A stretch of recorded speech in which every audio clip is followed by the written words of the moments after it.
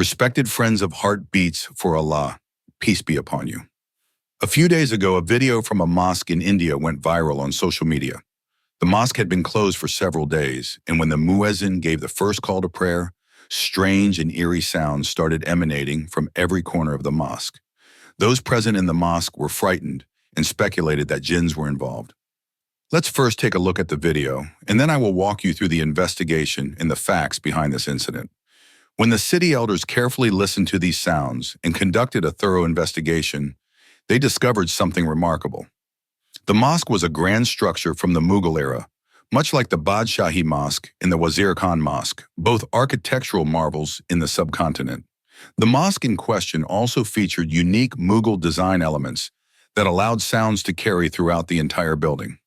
The mosque was designed without the aid of modern loudspeakers, yet the sound from the muezzin's call to prayer or the recitation of the Quran would resonate clearly and reach every person in the mosque. This was accomplished through clever acoustical engineering. The design of the mosque allowed for a natural amplification of sound, which was particularly important because the mosque was built in a time long before the advent of modern technology. This is where the confusion arose.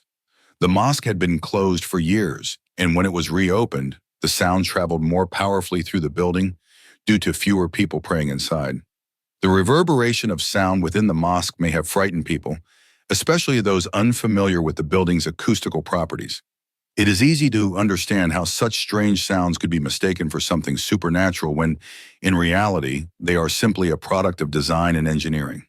The mosque's design, with its dome and high ceilings, was constructed to project and amplify the sound of the muezzin's voice. This was common in many mosques of the Mughal era. The incredible acoustics allowed the voice of the muezzin to reach even the farthest corners of the mosque without any artificial amplification. However, in modern times, this natural sound amplification may seem mysterious to some. Such a discovery highlights the brilliance of the Mughal architects and engineers, who, without modern technology, created a structure capable of achieving such clarity and reach.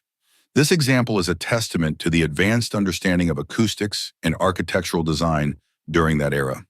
It also reminds us that what might initially seem like a supernatural phenomenon can, upon closer inspection, be explained through science and reason. Let's now address another viral phenomenon which links mosques with jinns.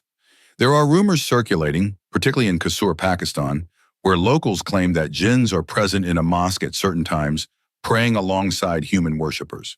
There have been several videos circulating online showing eerie phenomena at this mosque. If any of you from Kasur have more information or first-hand experience with these rumors, please feel free to share your thoughts in the comments below.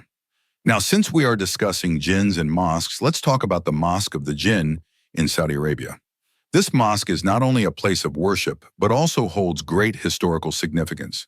It is believed to be the location where the Prophet Muhammad, peace be upon him, invited a group of jinn to accept Islam.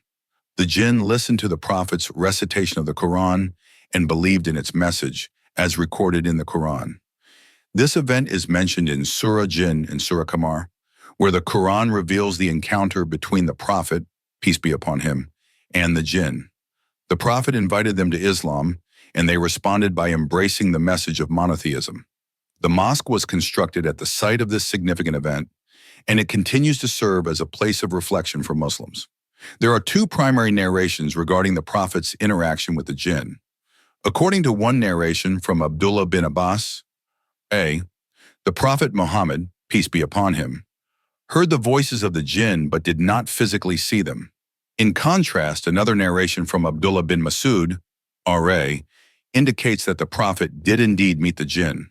Scholars have reconciled these accounts by suggesting that on one occasion, the Prophet heard the jinn, and on another occasion, he had a physical encounter with them. The key takeaway from these narrations is that the Prophet's mission reached beyond just human beings. It extended to the jinn as well. This reflects the universality of Islam, where the message of the Quran was meant to reach all creatures. The story also emphasizes the importance of understanding and acknowledging the existence of the unseen world, which is an integral part of Islamic belief. Moreover, the Mosque of the Jinn is not just a reminder of this historical event, but also a symbol of the Prophet's, peace be upon him, role in inviting all creatures to the truth of Islam. This mosque, though less famous than the Masjid al-Haram or the Prophet's Mosque in Medina, holds deep significance in Islamic history. In addition to this, there have been other reports, particularly from Saudi Arabia, where similar unusual incidents have been recorded. In one such instance, a man who was praying behind the imam in a mosque suddenly began exhibiting strange behavior, including making unnerving sounds. The people around him speculated that he was under the influence of a jinn. However, this kind of behavior can often be attributed to psychological or mental health issues, rather than supernatural possession. Take a moment to consider this video carefully. It's essential for us to approach such incidents with a level-headed mindset. While some individuals may experience unusual behaviors, it is crucial to differentiate between psychological health issues and claims of jinn possession. Mental health issues can sometimes manifest in bizarre ways, and it's important not to jump to conclusions without proper investigation. Let's now focus on the early history of mosques and how prayers were offered in the first days of Islam. The first mosques, such as the Masjid al-Quba in Medina, were simple structures built by the early Muslims. These mosques were not just places of worship, they were also centers for social interaction, learning, and community building. The Prophet Muhammad, peace be upon him, was directly involved in the construction of the first mosque, and it became a central point for the Islamic community. The act of building the mosque was symbolic, as it represented the establishment of a Muslim community where people could gather to worship and strengthen their bond with one another. Early mosques were often simple structures, with walls made of mud or stone and roofs of palm leaves or thatch. The masjid was a place for prayer, learning, and socializing. People would come together 5 times a day for the congregational prayer, known as salah, and the Adhan, call to prayer, was a key part of this process. The muezzin would call the people to prayer, and the entire community would gather to offer their prayers behind the imam. In the early days of Islam, the mosque served as a hub for all community activities. It was not only a place of worship, but also a space for education, social support, and dispute resolution. People would gather after prayer to discuss matters of importance to the community, and it was common to see the Prophet, peace be upon him, teaching his companions in the mosque. Reflect on the significance of the Adhan and how it has been an enduring part of Islamic practice. The call to prayer is a unifying sound that echoes across the world, calling Muslims to pause their daily activities and turn to Allah in worship. It is a reminder of the importance of faith and community in the life of a Muslim.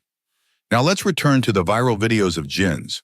One of our viewers emailed us with an intriguing question. They asked, "I have seen some people who claim to be under the influence of jinns, and their behavior seems to change. They may fall ill, while others appear unaffected. Some even boast about their relationship with jinns, claiming that the jinn are good and guide them. Is it possible for humans and jinn to form relationships?" This is a fascinating and complex question. The issue of jinn possession and interactions with humans is a subject that requires careful consideration. In Islamic tradition, jinns are created from smokeless fire, and they exist in an unseen world. While they are capable of influencing human behavior, the Quran and Hadith do not support the idea that jinns form romantic or emotional relationships with humans. It is important to approach such topics with caution. While there are cultural beliefs and superstitions surrounding jinns, it is crucial to understand the Islamic perspective based on the teachings of the Quran and Hadith. The Quran clearly affirms the existence of jinn, but it does not suggest that jinns interact with humans in ways that defy Islamic principles. Please feel free to share your thoughts in the comments section below. Let us know what you think about this video and how this information has added to your understanding. Also, don't forget to subscribe to our channel for more informative videos.